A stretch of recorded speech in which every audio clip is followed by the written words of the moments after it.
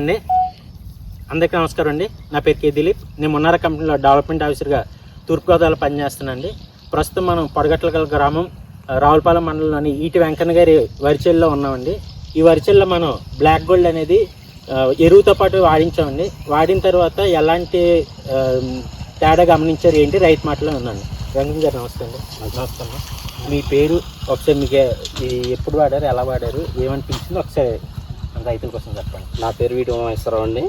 ఇది మా నాన్నగారు వీటి వెంకన్న. ఓకే. అది పొడగట్లపల్లి గ్రామం, రావులపాలెం మండలం.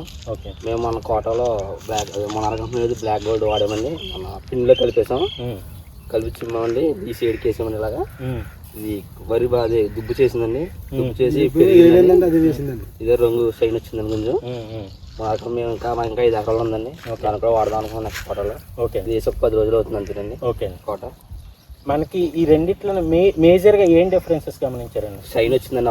ఆకు షైనింగ్ పెరిగింది, దుబ్బు చేసిందండి. దుబ్బు చేసింది. ఆకు కూడా మనకి డిఫరెన్స్ వచ్చింది, కనబడి తేడా ఉంది. వాడుకోవచ్చు కదండి అందరూ? వాడుకోవచ్చు. ఓకే, సరే అండి. Thank you sir.